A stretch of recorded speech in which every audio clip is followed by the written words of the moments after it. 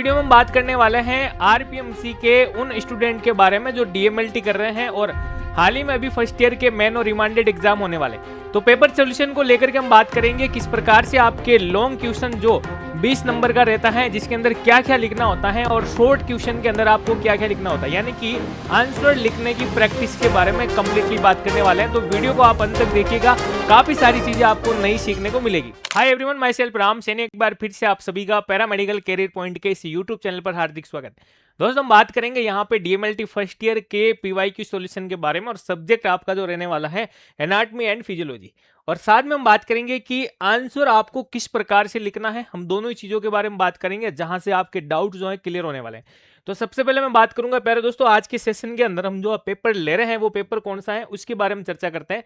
तो आपका ये पेपर रहेगा डीएमएलटी फर्स्ट ईयर का और ये पेपर हुआ था आपके अगस्त 2021 के अंदर प्यारे दोस्तों, और ये मेन थ्योरी एग्जाम पेपर जो 19-20 बेस का था उसके बारे में हम बात करेंगे यहाँ पे। और ये पेपर जो है आप लोगों को पता होगा थ्योरेटिकल जो आपके रहता है 100 मार्क्स का रहता है, जिसके अंदर कंप्लीटली जो है आपको 7 क्वेश्चन दिए जाते हैं और उसमें से आप लोगों को जो है 5 क्वेश्चन जो है भाई करने होते हैं। जैसा कि आप लोगों को यहाँ पे दे रखा अटेम्प्ट एनी 5 क्वेश्चन, 5 क्वेश्चन आप लोगों को करने होते हैं। तो हम यहाँ पे सबसे पहले बात करेंगे यहाँ पे जो आपके ये पेपर है प्यारे दोस्तों, ये जो है डीएमएलटी फर्स्ट ईयर का पेपर है और मैं बात करूंगा ये जो है आपके 2019-20 बैच का जो हुआ था प्यारे दोस्तों उसके बारे में। और ये हुआ कब था? ये हुआ था आपके जून 2021 में। ये आपका पीवाईक्यू है प्यारे दोस्तों, ठीक है ना। और यहाँ पे मैं बात करूंगा मैक्सिमम आपसे 100 मार्क्स और ये टाइम जो आपको दिया जाता है ये 3 घंटे का दिया जाता है। अब यहाँ पे अगर आप घर पे अपनी प्रैक्टिस कर रहे हैं तो आप बिल्कुल जो है घड़ी लगाकर 3 आवर्स का एक्यूरेशन के साथ में आप लोग इसका सॉल्यूशन कर सकते हैं, जहां से आप अपनी तैयारी को जो है एक नया मोड़ दे सकते हैं, बूस्ट अप कर सकते हैं भाई, ठीक है ना। तो यहाँ पे देखो 5 क्वेश्चन मैं आपको कराऊंगा और छठा और सातवां क्वेश्चन आप इन 5 क्वेश्चन के बेसिस पर सीख जाओगे और आपको इनको खुद का जो है आंसर आपको लिखना है अपनी नोटबुक के अंदर प्यारे दोस्तों। सबसे पहले क्वेश्चन के बारे में चर्चा करते हैं। यहाँ पे पहला क्वेश्चन आपसे क्या करना है, describe the anatomy of lungs and discuss in brief the mechanism of respiration.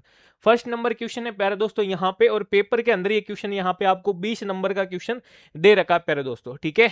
यहाँ पे अब देखो सबसे पहले क्वेश्चन में आपको देखना है कि 2 सेगमेंट के अंदर इसको आप जो है डिवाइड कर रखा है। यहाँ पे मैं बात करूंगा सेगमेंट एक आपसे कह रहा है एनाटॉमी ऑफ लंग्स के बारे में पूछा है और दूसरा आपसे पूछा है द मैकेनिज्म ऑफ रेस्पिरेशन प्यारे दोस्तों, ठीक है ना। अब यहाँ पे इन दोनों के बारे में आप लोगों को क्या क्या आंसर लिखना है उसके बारे में चर्चा करते हैं और फिर मैं आपको बताऊंगा कि कैसे जो है आपको हिंदी और इंग्लिश मिक्स लैंग्वेज में आंसर को देना होता है, कहाँ पे थ्योरी देनी होती है, कहाँ पे आपको चार्ट देना होता है, कहाँ पे आपको जो है टेबल बनानी होती है, कहाँ पे आपको डायग्राम बनाना होता है, ठीक है। तो सबसे पहले मान लीजिए आप लोग आंसर लिख रहे हैं और हमने हेडिंग लगाई है प्यारे दोस्तों, जो हमारा पार्ट ए पूछ रहा है यहाँ पे एनाटॉमी ऑफ लंग्स, ठीक है ना। लंग्स की एनाटॉमी आपसे जो है प्यारे दोस्तों पूछी गई है प्यारे। अगला बात करें यहाँ पे कि अब सर इसके अंदर हम क्या क्या लिखेंगे, ये इंपॉर्टेंट है बिल्कुल प्यारे दोस्तों। यहाँ हम बात करेंगे कि इसके अंदर आपको क्या क्या लिखना होता है। तो एग्जाम के अंदर जब भी आप आंसर लिखते हैं ना तो ऐसे हेडिंग लगाओ, डब्बा बनाओ, यानी कॉपी को थोड़ा सा आपको डेकोरेट करना है प्यारे दोस्तों, ठीक है ना। क्योंकि 4 चांद लगाने के तरीके यही होते हैं कि डायग्राम सुंदर होना चाहिए, राइटिंग अच्छी होनी चाहिए, व्यवस्थित तरीके से लिखा हुआ होना चाहिए, टेबल कॉलम सारी बढ़िया, ऐसे नहीं कि एक लाइन आप इस तरीके से लिख रहे हो दूसरी आप ऊपर नीचे जा रही है, टॉप टू बॉटम का कुछ भी नॉलेज नहीं चल रहा है, तो वैसे नहीं होना चाहिए, सारा सिस्टमेटिकली होना चाहिए, ठीक है। अब आता है कि यहाँ आप इसके अंदर सबसे पहले जो पॉइंट देने वाले हैं वो देना है आपको इंट्रोडक्शन, लंग्स के बारे में इंट्रोडक्शन देना है। और मैंने आपको पहले भी बता रखा है कि इंट्रोडक्शन के अंदर आपको क्या क्या चीजें बतानी होती हैं, तो खुद से पूछ लीजिए, है ना। हाँ, कि मैं कौन हूं, मैं क्या काम करता हूं, ठीक है ना, मैं क्यों जरूरी हूं, मैं नहीं होता तो क्या होता। ऐसे ही आप लंग्स से क्वेश्चन कर सकते हो इंट्रो के अंदर, यानी उसका परिचय, लंग्स क्या होता है, लंग्स कहाँ पर पाया जाता है, लंग्स क्या काम करते हैं, लंग्स के कितने पार्ट होते हैं, स्ट्रक्चर कितने होते हैं, लोब कितने होते हैं, इसका और डायग्राम, ठीक है। तो ऐसे ही आप लोग जो है इसका इंट्रो वगैरह बना सकते हैं भाई, ठीक है।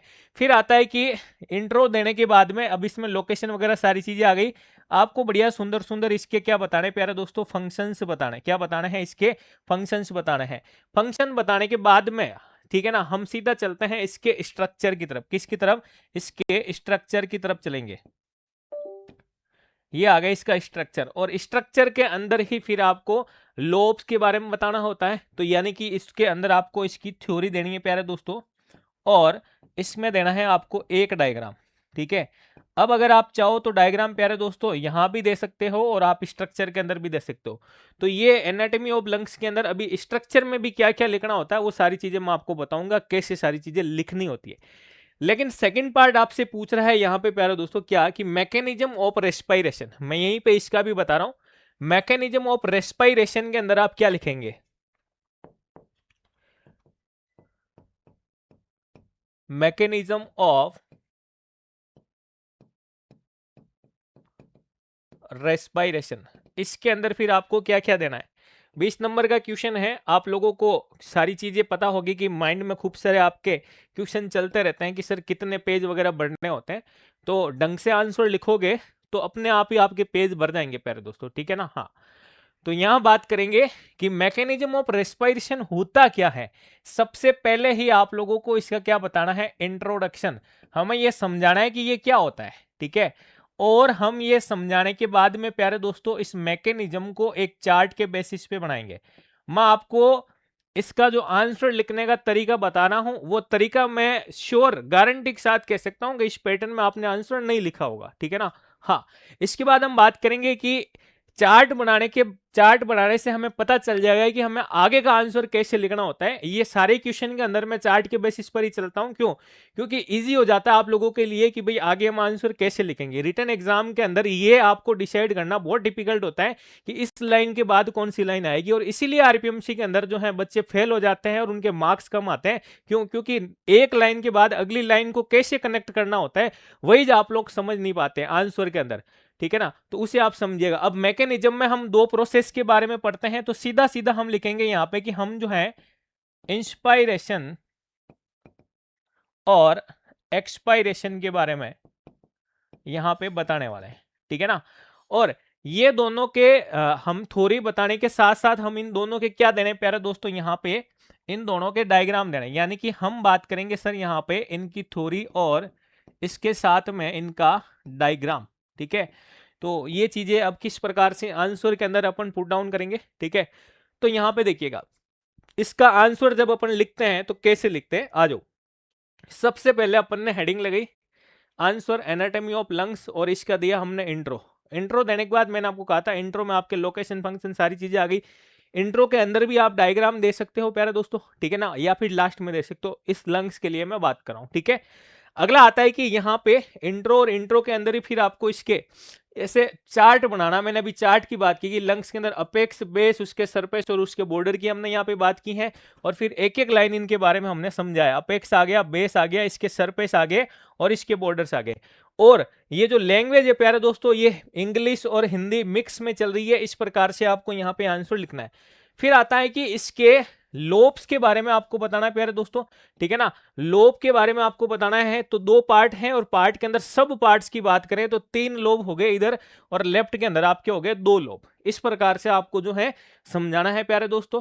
फिर हम चलते हैं अगला पोर्शन हमारा मैकेनिज्म ऑफ रेस्पिरेशन में। मैंने कहा था कि सबसे पहले हम इंट्रोडक्शन की बात करेंगे। ये आ गया आपका यहाँ पे इंट्रोडक्शन, और यहाँ पे मैंने कहा कि एक चार्ट के रूप में सबसे पहले ही बता देना है एग्जामिनर को कि भाई मैकेनिज्म ऑफ रेस्पिरेशन को कुछ इस पैटर्न के अंदर हम आपको समझाने वाले हैं। एग्जामिनर को हम समझाएंगे प्यारे दोस्तों। अगर हमारी थ्योरी एकदम तगड़ी रहेगी ना, तो हम बताएंगे कि ऐसे आंसर लिखा जाता है, और ये कॉन्फिडेंस लेवल तभी आएगा जब आप लिख लिख कर प्रैक्टिस करोगे। इसलिए मैं एक ही बात कहता हूं, लिखोगे तो सीखोगे प्यारे दोस्तों। बार बार आंसर लिखोगे तभी आप एग्जाम में लिख पाओगे, बाकी बिना मेहनत कुछ भी नहीं है। बार बार एक ही बात, यही मैं हमेशा बोलता हूं, ठीक है, चलेगा। तो ये चार्ट बना दिया। चार्ट के बाद मैंने कहा था कि हम इंस्पायरेशन की तरफ चलते हैं। ये आगे इंस्पायरेशन, और मैंने कहा इंस्पायरेशन और एक्सपायरेशन देने के बाद में थ्योरी और डायग्राम। तो ये आ गया इसका डायग्राम, और ये थ्योरी और इसका डायग्राम। अब एक चीज मैंने यहां पे इस पूरी पूरी थ्योरी का कंक्लूजन निकाला है दोस्तों। कंक्लूजन यानी हमने यहां पे निष्कर्ष निकाला है। आज तक आरपीएमसी के अंदर इस प्रकार से आंसर आप लोगों ने नहीं लिखा होगा, ठीक है ना, कि पूरी पूरी थ्योरी का आपने यहाँ पे निष्कर्ष निकाला कि भाई इसका ये आंसर होता है। अब आपकी कॉपी कोई डॉक्टर्स प्रोफेसर वगैरह चेक करेगा तो आप लोगों को इस प्रकार से मजा आएगा उनको कि भाई इसने जो है ये पूरी चीज समझा के कंक्लूजन भी लिखा है, इसका मतलब बहुत अच्छे से इसका जो है पूरा पूरा टॉपिक क्लियर है। तो ऐसे आंसर दिया जाता है, ये इंस्पायरेशन और ये आपका आ गया पूरा पूरा एक्सपायरेशन प्यारे दोस्तों। तो कुछ इस प्रकार से आप लोगों को ये आंसर जो है लिखना होता है। अब मैं बात करूं कि आप लोग कहेंगे सर इसके अंदर जो है कितने पेज बढ़ने चाहिए। अगर मैं मेरे बोर्ड के पेज की बात करूं प्यारे दोस्तों तो मेरे पास में यहाँ पे मेरे 10 पेज भर गए हैं, ठीक है ना, इस आंसर के अंदर। अब आप लोग जब इसको लिखोगे 10 से 12 पेज भरेंगे तो पेज मायने नहीं रखते हैं, सुफिशियंट चीजें आपको लिखनी है, एक्स्ट्रा भी कुछ भी नहीं लिखना है, सारी चीजें सिस्टमेटिक चलानी प्यारे दोस्तों, ठीक है। जो टॉपिक पूछ रहा है उस टॉपिक से रिलेटेड आपको चलाना है भाई, ठीक है। नेक्स्ट क्वेश्चन की तरफ अपन बात करें। यहाँ पे नेक्स्ट क्वेश्चन हमसे क्या पूछा जाता है, तो अगला क्वेश्चन आपसे पूछा गया सेकंड नंबर की डिस्क्राइब ब्रीफली मेंस्ट्रुअल साइकिल और स्ट्रक्चर ऑफ हार्ट के बारे में आपको समझाना है, ठीक है। अब यहाँ पे दो ही पार्ट पूछा है, ए और बी, इसका मतलब ये 20 नंबर का है, 10-10 नंबर के दोनों चीजें आपसे पूछी हैं, जिसमें सबसे पहले आपसे पूछा है मेंस्ट्रुअल साइकिल के बारे में, ठीक है ना। तो ए मेंस्ट्रुअल साइकिल के अंदर आप लोग क्या क्या लिखेंगे मैं आपको बता रहा हूं, ठीक है। और इसी के साथ में हम इस तरफ जो है स्ट्रक्चर ऑफ हार्ट के बारे में बात करेंगे कि यहाँ पे आपको क्या क्या लिखना होता है, फिर मैं आपको थोड़ी भी बताऊंगा प्यारे दोस्तों, ठीक है। चलेगा आ जाओ बोर्ड पे। तो मेंस्ट्रुअल साइकिल के अंदर सबसे पहले आपको बताना है कि ये होती क्या है, यानी इसका आपको इंट्रोडक्शन बताना है। तो सबसे पहले आप लिखेंगे प्यारे दोस्तों इंट्रोडक्शन ऑफ मेंस्ट्रुअल साइकिल, ठीक है। इंट्रोडक्शन बताने के बाद सीधा ही आप लोग आ जाओ किसमें, इसके स्टेजेज के बारे में, ठीक है ना। तो इसके स्टेजेज के बारे में बताओगे और स्टेजेज में आप लोग चारों स्टेज के बारे में आप लोगों को लिखना होता है प्यारे दोस्तों। 1 2 3 4 ऐसे आप चारों स्टेज लिखेंगे और जहां पे आप ये स्टेजेज वाली लाइन लिखते हैं वहीं पे आप लोगों को क्या बनाना है प्यारे दोस्तों, यहाँ पे डायग्राम बनाना है भाई। क्या बनाना है प्यारे दोस्तों, डायग्राम बनाना है आपको, ठीक है ना। तो इस प्रकार से आपको यहाँ पे लिखना है, ठीक है। अब आ गया हमारे सामने कि सर क्या ये सुफिशियंट है, तो बिल्कुल प्यारे दोस्तों इंट्रोडक्शन स्टेजेज और स्टेजेज में आपके चारों चारों स्टेज और चारों चारों स्टेज की आपको क्या लिखनी है, थ्योरी, और थ्योरी के साथ में इसका डायग्राम। एक चीज विशेषली आपको इंपॉर्टेंट लगा के लिखना है कि इसके इंट्रोडक्शन में जो पिट्यूटरी के हार्मोन्स के बारे में आपसे जो हम पढ़ते हैं वो जरूर यहाँ पे मेंशन करना है, वो भी नोट लगा के या फिर टेबल बना के चार्ट बना के, तब जाके मजा आएगा आंसर लिखने का भाई, ठीक है ना। चलेगा। स्ट्रक्चर ऑफ हार्ट की बात करें, यहाँ पे स्ट्रक्चर ऑफ हार्ट के अंदर क्या करना है। अब आपसे हार्ट का स्ट्रक्चर पूछा है तो यहाँ पे थोड़ा हार्ट के बारे में आपको इंट्रो बताना है सबसे पहले, तो ठीक है ना। सबसे पहले इसका इंट्रो बताएंगे, इंट्रो बताने के बाद में आप लोग सीधा सीधा आ जाओ इसके स्ट्रक्चर की तरफ, ठीक है। स्ट्रक्चर अब आता है कि भाई किसी एक रूम के अंदर मुझे एंटर करना है तो मैं उसके दरवाजे से होकर के जाऊंगा। वैसे ही अगर हम हार्ट के अंदर जा रहे हैं तो उसकी वाल से होते हुए जाते हैं ना, ठीक है ना। तो सबसे पहले तो उसकी बाहर की चार दीवारी, फिर हम अंदर जाते हैं, दीवार में कितनी लेयर्स हैं। जैसे उस दीवार की बात करें तो कलर किया हुआ रहता है, पुट्टी की हुई रहती है, प्लास्टर किया हुआ रहता है, और फिर पीछे पत्थर की आदि थुनाई आती है, ठीक है ना।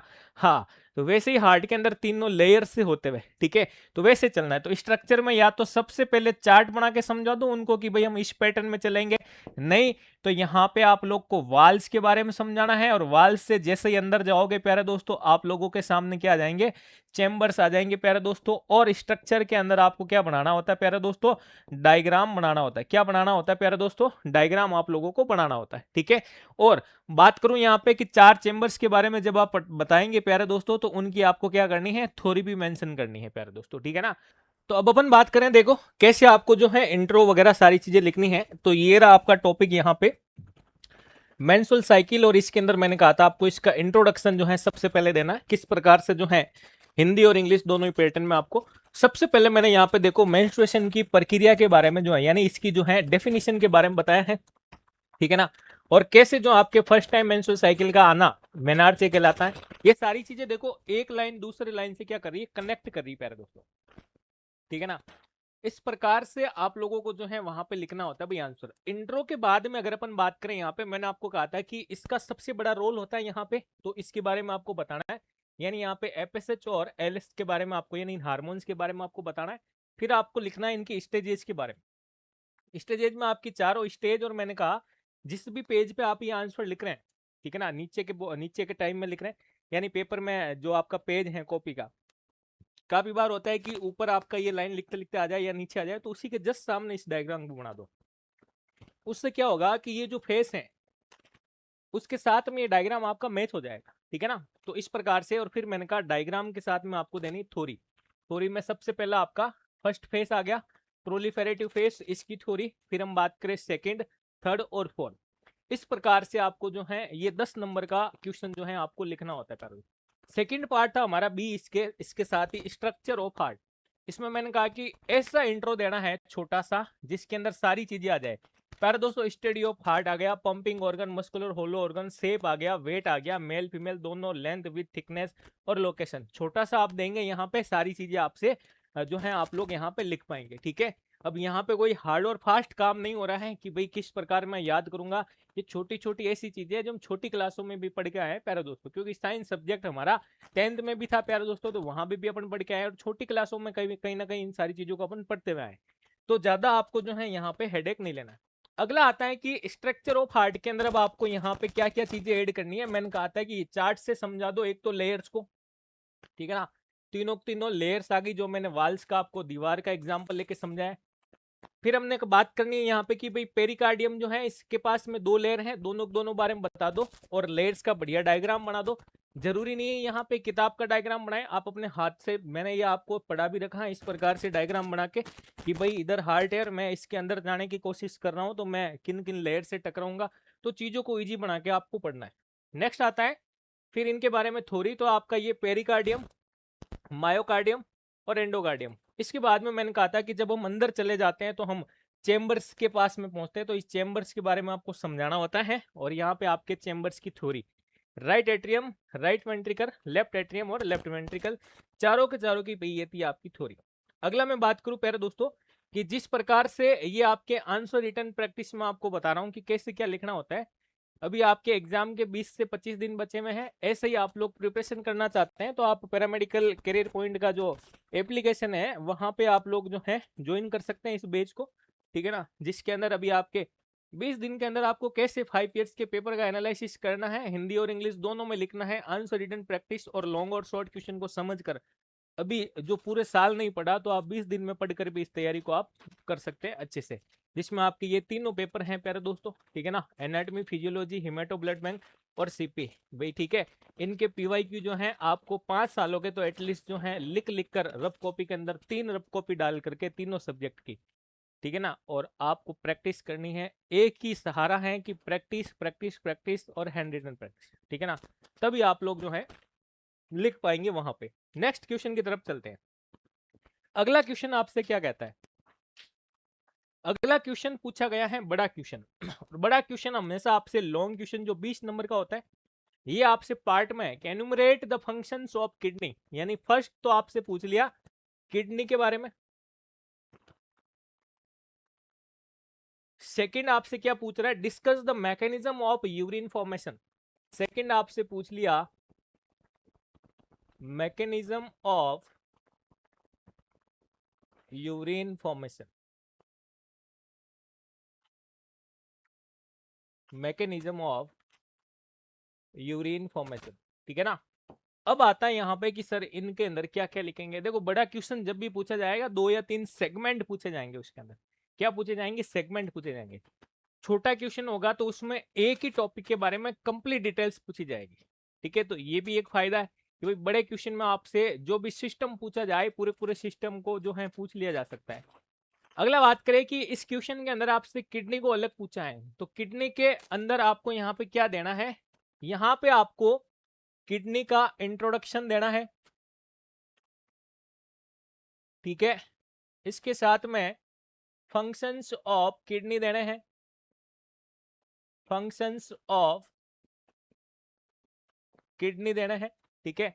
और एक सुंदर सा क्या बनाना है, डायग्राम बनाना है, और वो भी किसका प्यारे दोस्तों, सिर्फ और सिर्फ किडनी का यहाँ पे, ठीक है। काफी बार आप पूरी पूरे यूरिनरी सिस्टम का बना के आ जाते हैं, तो वो नहीं बनाना है, ठीक है। अगला आता है मैकेनिज्म की बात करें यहाँ पे आपसे, तो मैकेनिज्म में देखो, पहले तो हम बताएंगे कि भाई यूरिन के फॉर्मेशन का मैकेनिज्म होता क्या है। इट मीन्स यहाँ पे हम बात करेंगे इसके इंट्रो के बारे में। तो इसके अंदर सबसे पहले आपको इसका इंट्रोडक्शन बताना है, इंट्रोडक्शन। इसके बाद में आप लोगों को पता होगा कि यूरिन के फॉर्मेशन के मैकेनिज्म में हम 3 प्रोसेस के बारे में पढ़ते हैं। कितने प्रोसेस पढ़ते हैं? 3 प्रोसेसेज,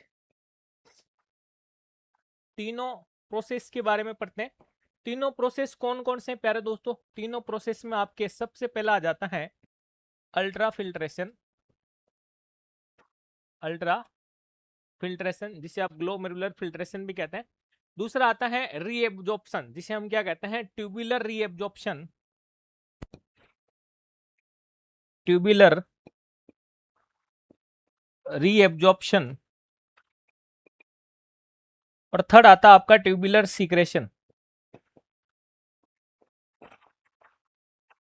तो ये तीनों प्रोसेस, और इन तीनों प्रोसेस के साथ में आपको इनकी क्या लिखनी होती है पहले दोस्तों? इनकी लिखनी होती है सर थ्योरी। क्या लिखनी होती है? इनकी थ्योरी। और इसके साथ में आपको देना होता है एक पूरा बड़ा वाला डायग्राम, ठीक है ना, जो यूरिन फॉर्मेशन का, जिसमें नेफ्रॉन के साथ ग्लोमेरुलर बोमन कैप्सूल से शुरू होते हुए आपका पूरा पूरा नेफ्रॉन कलेक्टिंग डक्ट तक आता है। कलेक्टिंग डक्ट से कलेक्ट होकर के आगे अगर अपन बात करें प्यारे दोस्तों, यूरिन जो है संग्रहित हो जाता है, कलेक्ट हो जाता है, ठीक है। तो जब यूरिन बनता है प्यारे दोस्तों, यहाँ पे हम मैकेनिज्म ऑफ यूरिन फॉर्मेशन की बात करें, तो यूरिन जब बनता है, अगर आपके पास समय मिले तो आप नोट लगा के यूरिन के बारे में 2-4 लाइनें लिख सकते हैं, ठीक है ना, उसके कैरेक्टर्स के बारे में। ये मार्क्स लाने के तरीके होते हैं, डेकोरेट करने के तरीके होते हैं। अब कोई बच्चा कमेंट करके ये भी कहेगा सर इतनी सारी चीजें हम कब लिखेंगे? तो जब प्रैक्टिस करोगे ना, तो वहां एग्जाम में भी लिखोगे। एग्जाम के अंदर जैसी फीलिंग आती है, 3 घंटों के अंदर आप लोग कॉपी को लेके बैठते हैं, और कैसे स्पीडली 3 घंटे वो निकलते हैं, आप लोगों को अनुभव होगा इस चीज का, पता ही नहीं चलता। वैसे ही अपने बंद कमरे के अंदर टेबल और कुर्सी लगा के 3 घंटे, अगर 20 दिन तक 3-3 घंटे हर एक पेपर की प्रैक्टिस कर लोगे, कोई आपको पास होने से नहीं रोक सकता। ये मेहनत आपकी जो है आपके एग्जाम के अंदर बहुत बड़ा आपका सहयोग करने वाली। तो इस प्रकार से आपको, अब मैं बात करूंगा कैसे आपको सर डायग्राम और थ्योरी लिखनी है। ये आपका किडनी का इंट्रो और इसकी ये थ्योरी प्यारे दोस्तों, ठीक है ना। और डायग्राम मैंने जो है पेंसिल से ड्रॉ हो सके वैसा ही लिया है, कि ऐसा ही डायग्राम आपको जो बनाना है कि जो आप पेंसिल से बना सको। इसका इंट्रो और इसकी ये सारे सारे किडनी के फंक्शन प्यारे दोस्तों। और तीसरा हमने कहा ये डायग्राम आपको बनाना है। अगला बात करूं मैकेनिज्म, मैकेनिज्म में मैंने कहा आपको इंट्रोडक्शन देना है, और इसके बाद में इसके जो है 3 प्रोसेस के बारे में, 1, 2 और 3 तीनों प्रोसेस। और साथ में हम बात करें डायग्राम, इस डायग्राम को आप आराम से बना सकते हैं, पेंसिल से ड्रॉ आप आराम से कर सकते हैं। अगला बात करूं तीनों प्रोसेस की आपको थोड़ी समझाना है, जिसमें अल्ट्रा फिल्ट्रेशन, ट्यूबुलर रीएब्जॉर्प्शन, और यहाँ पे फिर आपके ये सारे सारे पार्ट हो गए, हेनले लूप वगैरह, डीसीटी पीसीटी, ठीक है। और तीसरा आपका सीक्रेशन। ऐसे आप लोगों को जो है इसके बारे में वही लिखना होगा। क्वेश्चन नंबर 4 जो है आपसे फिर पूछा गया है शॉर्ट नोट्स के बारे में। लॉन्ग क्वेश्चन को कैसे अटेंड करना था मैंने आपको बताया, शॉर्ट को कैसे अटेंड करना है आइए बॉडी पे अपन बात करते हैं। सबसे पहले आप लोगों से पूछा है आपसे थायराइड ग्लैंड्स के बारे में, एंडोक्राइन सिस्टम का क्वेश्चन पूछा गया है, थायराइड ग्लैंड लिखा है और शॉर्ट नोट्स पूछा है प्यारे दोस्तों। तो एक बात बताता हूं आपको, अगर चौथे क्वेश्चन आते आते शॉर्ट नोट्स का क्वेश्चन पूछा जाए और टाइम आपके पास कम बचा हुआ है, तो शॉर्ट चार्ट का आप यूज कर सकते हैं, शॉर्ट चार्ट का आप यूज कर सकते हैं। कंप्लीटली इसको आप शॉर्ट चार्ट के बेसिस पर लिख सकते हैं। और अगर आपके पास में समय है तो आप लोग कैसे लिखेंगे? तो इसमें सबसे पहले इसका देना है आपको इंट्रोडक्शन, ठीक है। सबसे पहले इंट्रो, फिर ये थायराइड ग्लैंड जो है ये काम क्या करती है प्यारे दोस्तों, इसके जो है आपको फंक्शंस के बारे में लिखना है। इसके बाद में आपको प्यारे दोस्तों यहाँ पे इसका स्ट्रक्चर जो है इसके बारे में लिखना है, और जब भी आप स्ट्रक्चर दो वहीं पे आप लोगों को क्या देना है, इसका डायग्राम देना है प्यारे दोस्तों। अब आता है कि जब आप स्ट्रक्चर और डायग्राम बना लेते हैं तो नोट लगा के वहां पे आप इसके हॉर्मोन्स के बारे में लिखोगे, नोट लगा करके इसके हॉर्मोन्स के बारे में लिखोगे। और हॉर्मोन्स में भी क्या क्या लिखोगे, एक तो आपको लिखना है हॉर्मोन का नेम, फिर वो हार्मोन काम क्या करता है, यानी उसका फंक्शंस, इसके फंक्शंस, फिर इस हार्मोन्स की अगर कमी हो जाती है जिसे हम कहते हैं डेफिशिएंसी, कमी हो जाने पर कौन सा रोग हो जाता है, और ये बढ़ जाता है यानी एक्सेसिव, तब जो है कौन सा डिजीज हो जाता है। तो चार चीजें आपको हार्मोन्स में देनी है, इस प्रकार से आप लोग जो है थायराइड ग्लैंड को लिखेंगे भाई अपने एग्जाम के अंदर भाई, ठीक है ना, शॉर्ट नोट्स के अंदर। नेक्स्ट मैं बात करूंगा, यहां से आपसे पूछा गया है फंक्शन ऑफ स्किन, कुछ भी नहीं करना है, सीधी सादी हेडिंग लगानी है, आंसर लिखना है, और यहाँ पे इसके 6-7 जो फंक्शन मैंने करवा रखे हैं वो सारे के सारे फंक्शन लिखने हैं। हर क्वेश्चन का आंसर जो है लेंथ नहीं होता है, कहीं पर आपसे छोटा भी पूछा गया। ओके, 5 से 7 क्वेश्चन, 5 से 7 फंक्शन वाले पोर्शन लिख दिया आपने। अब आ जाओ यहाँ पे हार्ट साउंड के बारे में। हार्ट साउंड के अंदर भी प्यारे दोस्तों आपको क्या लिखना है, सिर्फ और सिर्फ थ्योरी देनी होती है, हार्ट की साउंड के बारे में बताना है, और कितने प्रकार की साउंड जो प्रोड्यूस की जाती हैं और किस वर्ड के अंदर उसको सुना जाता है। अभी मैं आपको बताऊंगा कैसे आपको इसका डेकोरम करना है। अगला आपसे पूछा गया है स्केलेटल मसल्स के बारे में, 4 नंबर आपसे स्केलेटल मसल्स के बारे में पूछा गया है। तो स्केलेटल मसल्स का शॉर्ट नोट्स में थोड़ी सी थ्योरी है प्यारे दोस्तों, कैसे कि स्केलेटल मसल्स की डेफिनेशन देनी पड़ेगी, यानी सबसे पहले आपको इसका इंट्रो बताना पड़ेगा,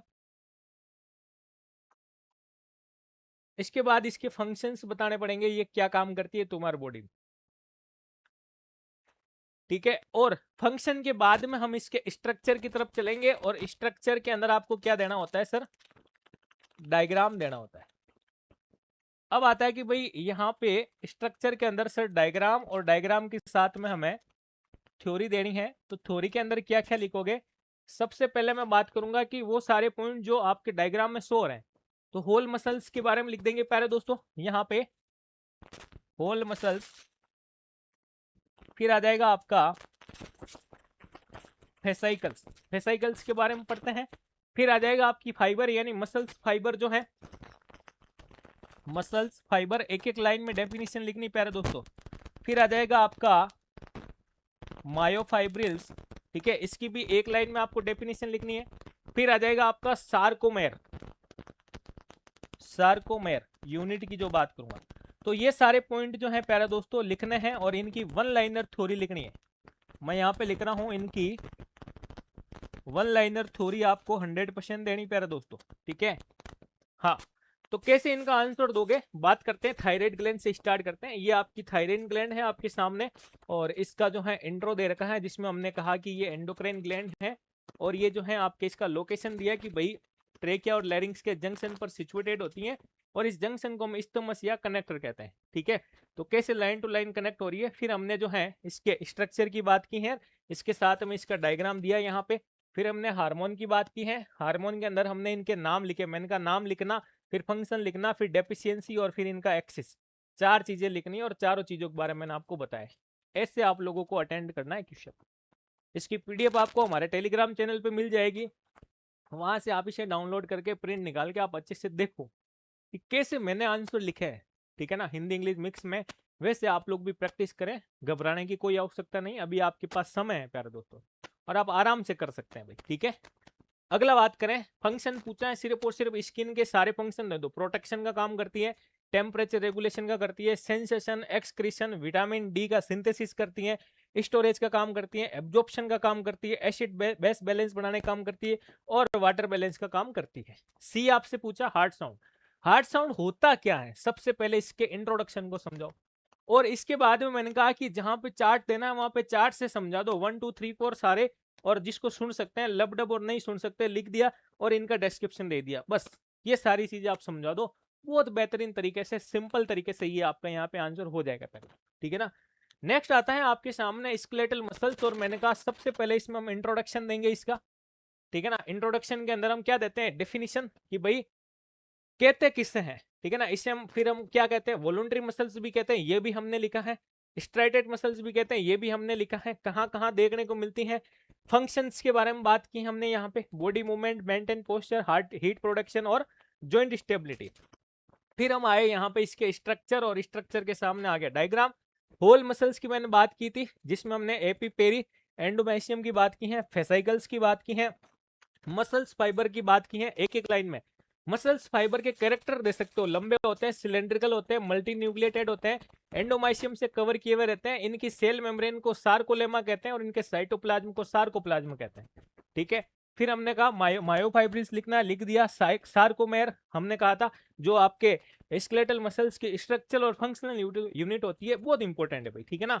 और ये सार्कोमेर जो है एक जेड लाइन से दूसरी जेड लाइन तक क्या होता है, ये फैला हुआ रहता है, डिस्ट्रीब्यूट रहता है। इसके अंदर इसके स्ट्रक्चर को आप देख सकते हो, जिसमें Z line, I band, A band, ठीक है, एच जोन और एम लाइन, ये सारी चीजें होती है प्यारा दोस्तों। ठीक है, अब शॉर्ट नोट्स में पूछा गया तो मैंने इनको डिस्क्राइब नहीं किया है, ठीक है, सिर्फ और सिर्फ बताया है। फिर हमने कहा मायोफिलामेंट्स बता दीजिए, जिसमें आप मायोसिन और एक्टिन के बारे में बात करते हैं, यानी एक मोटा और एक पतला फिलामेंट तंतु जो होता है उसके बारे में आप यहाँ पे समझा दो। ठीक है, तो ये था स्केलेटल मसल्स के बारे में। नेक्स्ट क्वेश्चन पूछा गया है 5 नंबर क्वेश्चन, 20 नंबर का क्वेश्चन है। 5वां क्वेश्चन एग्जाम में अपन सोल्व कर रहे हैं। Mechanism of regulation of blood pressure, BP का यहाँ पे आपको मैकेनिज्म बताना है रेगुलेट करने का, ठीक है ना। बीपी का रेगुलेट करने का यहाँ पे आपको क्या बताना है, मैकेनिज्म बताना है। उससे पहले हम यहाँ पे बात करें प्यारे दोस्तों, इस आंसर के अंदर आपको क्या देना है, तो हमने कहा हमने सर शॉर्ट चार्ट बनाना है, ठीक है ना। शॉर्ट चार्ट में हमने क्या कहा कि हम पहले एग्जामिनर को बड़े क्वेश्चन में समझा भी सकते हैं कि हम इस पैटर्न में आंसर को लिखेंगे। हमने कहा ब्लड प्रेशर, और इस ब्लड प्रेशर के अंदर सर हम जो है देने वाले हैं यहाँ पे इसकी डेफिनेशन